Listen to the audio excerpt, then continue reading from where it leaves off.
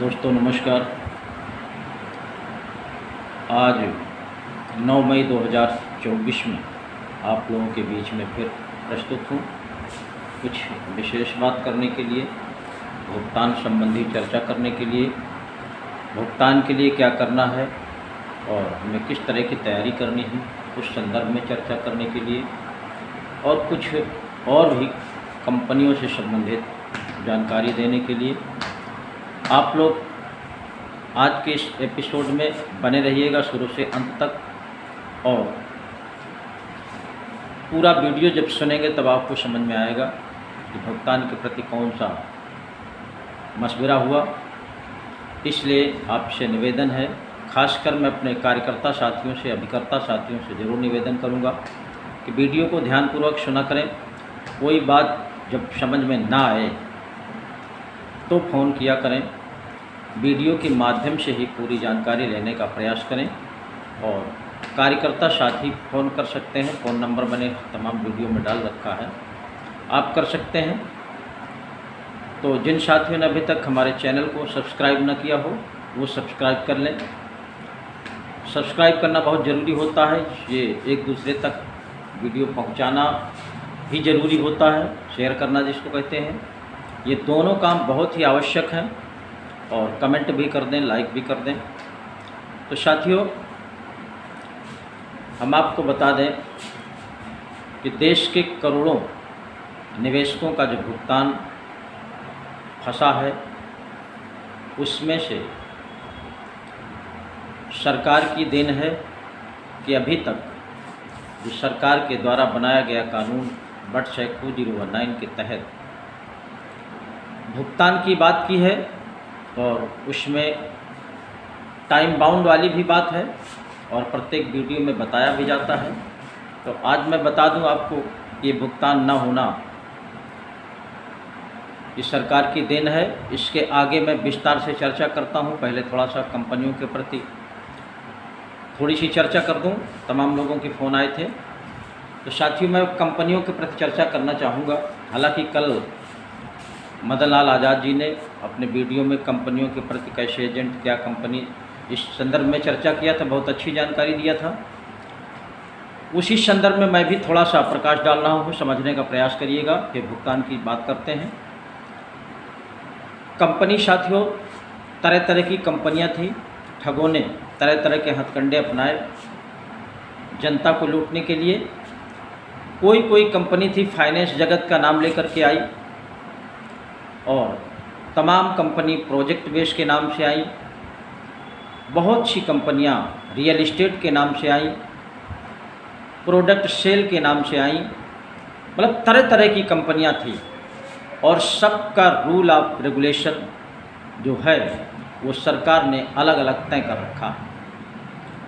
और इन कंपनियों के पास 99 कंपनियों के पास ऑथराइज नहीं था एजेंट बनाने का, एज ए कस्टमर बनाने का ऑथराइज था, एजेंट बनाने का कोई प्रावधान नहीं था। उसकी एक अलग प्रक्रिया है, एजेंट बनाने की प्रक्रिया अलग है, सरकार से अलग परमिशन लेना होता है, उसका अलग से टैक्स देना होता है, उसकी भी एंट्री होती है पूरी तरह से सब जगह। और जिस तरह से साल में एक बार टैक्स जमा होता है, इसका अलग से जमा होता है। तो ये कंपनियां तमाम फाइनेंस के नाम से आईं। जैसे सहारा में कई फर्में थी कि जो फाइनेंस के नाम से थी, लेकिन करते कुछ और थे। जो गवर्नमेंट का रूल था उससे हट करके काम करते थे, फर्म वही लगा रखे थे। और जो एजेंट बनाने की प्रक्रिया, जैसे कल आज़ाद जी ने बताया था कि एजेंट वही ऑथराइज है कि गवर्नमेंट का जो दिशा निर्देश है उसको फॉलो करें, यानी कि 80% रकम सेबी के पास हो और 20% में अपना पूरा काम चलाएं, 4 से 5% कमीशन दें। इस तरह का रूल्स है। लेकिन देखा गया ये कोई रूल नहीं, सेबी के पास कोई रकम नहीं, और जहां 4 से 5% कमीशन की बात थी वहां ज़्यादा कमीशन दिया, लोगों को प्रभावित करने के लिए, प्रलोभन देने के लिए, जनता को लूटने के लिए। इसी तरह तमाम रियल एस्टेट वालों ने किया, प्रोजेक्ट बेस्ड कंपनियों ने किया। इन कंपनियों में इंश्योरेंस अलग है, उसको IRDA देखता है, उसकी प्रक्रिया अलग है, उनका चिटफंड से कोई लेना देना नहीं है, वो सिस्टम अलग है।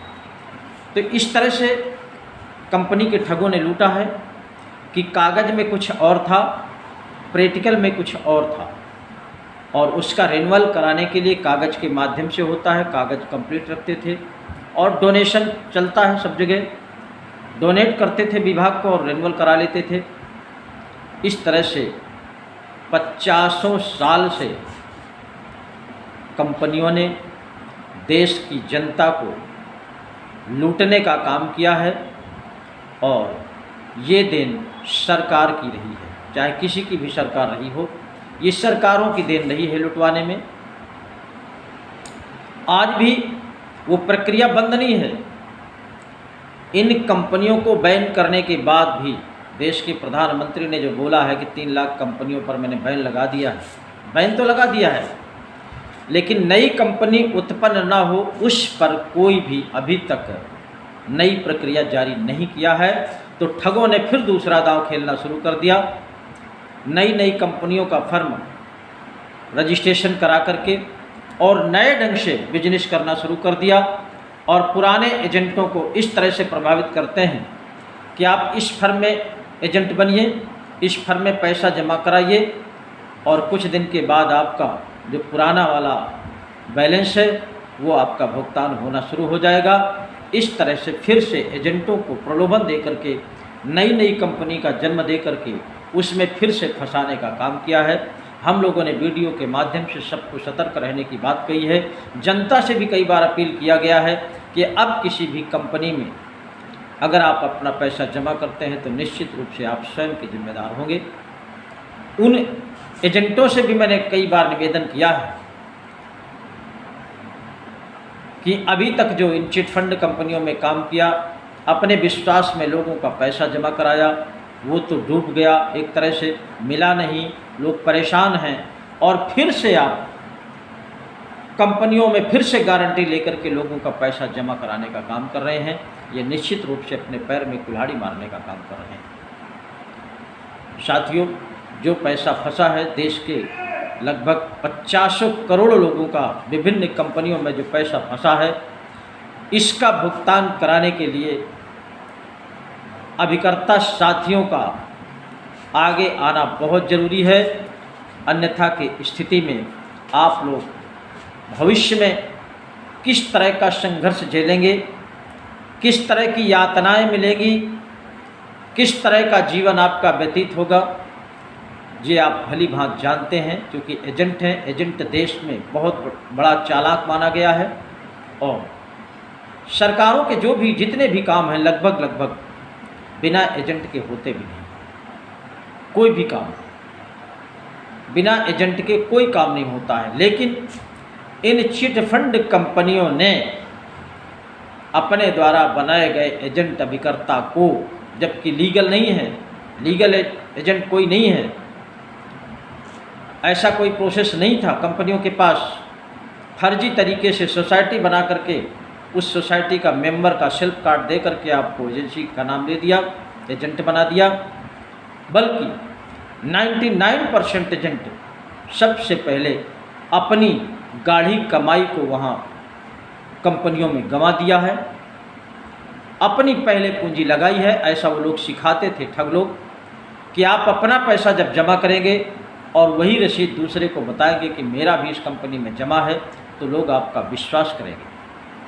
ऐसा समझाते थे, ऐसा करुआ चढ़ाते थे कि जितना ठग लोग कहते थे, जितना उन ठगों के दलाल डील करते थे एजेंटों को, वही चीज़ वो जा कर के फील्ड में बोलते थे, अपने चित परिचित रिश्तेदारों से बात करते थे, उसी अंदाज में गारंटी लेते थे।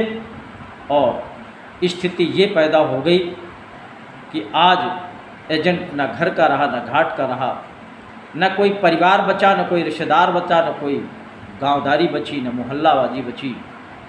यहाँ तक तमाम स्थितियाँ ऐसी भी हैं कि लोग अपनों से मुंह मोड़ करके कहीं लापता हो गए हैं, अपने गांव घर नहीं पहुँच रहे, अपने शहर नहीं पहुँच रहे, मोहल्ले नहीं पहुँच रहे, अपनों के बीच में चेहरा नहीं दिखाना चाहते। इतनी बड़ी कायली में तमाम ईमानदार एजेंट मारे मारे फिर रहे हैं, रोजी रोटी के लिए रो रहे हैं। और बहुत से ऐसे एजेंटों के तो ऐसे रिश्ते खराब हो गए हैं कि उनके स्वयं के बीवी बच्चे, माता पिता, भाई बहन भी उनकी कद्र नहीं करते और यहाँ तक कि उनको 2 जून की रोटी नसीब नहीं हो रही। बहुत से ऐसे साथी हैं और तमाम ऐसे एजेंट हैं जिनके अंदर साहस नहीं था, हिम्मत नहीं थी, संघर्ष करने की क्षमता नहीं पैदा कर पाए, निवेशक से प्रताड़ित हुए, निवेशक के द्वारा पुलिस प्रशासन से प्रताड़ित हुए। तमाम साथियों का हार्ट अटैक हो गया, मौत के गाल में समा गए। बहुत से लोगों ने सुसाइड कर लिया, अपनी जीवन लीला समाप्त कर लिया। उनके छोटे छोटे बच्चे आज दर दर की ठोकरें खा रहे हैं। ऐसी दशा में पहुंचा दिया है ठगों ने कि बयां कहीं नहीं किया जा सकता। और ऐसी विषम परिस्थिति में कोई भी सरकार, चाहे प्रदेश की सरकार हो या केंद्र की सरकार हो, आपके इस परिस्थिति को, आपकी इस इतनी बड़ी समस्या को एक शब्द बोलने को तैयार नहीं है साथियों। इसीलिए हम लोगों ने प्लान बनाया है कि हम आप सबको मिल करके मात्र जनमत पैदा कर देना है। और जनमत ये सरल काम है। करोड़ों साथी देश में हैं, करोड़ों की तादाद में। हम 9 जून 2024 को डेट डिसाइड करेंगे। उस कार्यक्रम में आप सबको पहुंच जाना है मात्र, और सरकार के ऊपर दबाव बना करके अपनों का भुगतान करा देना है और पुनः फिर से वही नया जीवन जीने का सहारा बन जाएगा और जो भी सारी समस्याएं हैं वो समाप्त हो जाएंगी। एक नया जीवन आपको मिल जाएगा। लेकिन उसके पहले हमको आपको ये जनमत दिखा देना है सरकार को। सरकारें तभी झुकती हैं जब देख लेती हैं कि जनता का आक्रोश बहुत बड़ा है, बहुत बड़ी तादाद में हमारे खिलाफ जनता खड़ी है, तभी सरकारें आपकी बात को सुनती हैं। 10 साल हो गया संगठनों को ललकारते हुए सरकार को। तमाम साथी कोर्ट के माध्यम से, तमाम साथी तरह तरह के हथकंडे अपना करके देख लिए, लेकिन सरकारों ने एक शब्द नहीं बोला है कि आपकी समस्या का है। भुगतान का कानून बनाने के बाद उस कानून के प्रति नहीं बोलती सरकार। इसलिए हमारी आप सबकी मजबूरी है, खासकर एजेंट साथियों की मजबूरी है, अब किसी भी झावले में नहीं पड़ना है। अब केवल जनमत के साथ जिस दिन का डेट डिसाइड हो जाए चुनाव के बाद, उस आंदोलन में आपको सबको खड़े हो जाना है और अपना अपना भुगतान करा करके घर वापस आना है। आप सबसे मेरा पुनः निवेदन है कि बट्स एक्ट 2019 अनियमित जमा योजनाएं पाबंदी कानून, जिन साथियों ने अपना आवेदन कर दिया है अति उत्तम, और जिन साथियों ने नहीं किया है वो इस कानून के तहत अपने ज़िले में सहायक सक्षम अधिकारी को आवेदन करें और अपना अपना भुगतान प्राप्त करें। यही एक प्रक्रिया है और आंदोलन के माध्यम से बहुत जल्दी आप लोग वीडियो को, इसीलिए हम लोग कहा करते हैं कि शेयर करिए, लोगों तक भेजिए, सबको जानकारी हो, एक दूसरे को जागरूक करते रहिए कि आंदोलन होने वाला है, उसमें सबको पहुंचना। इसलिए आप सबकी जिम्मेदारी बनती है इस कार्यक्रम में पहुंच करके अपनों का भुगतान कराना। जय हिंद, जय भारत।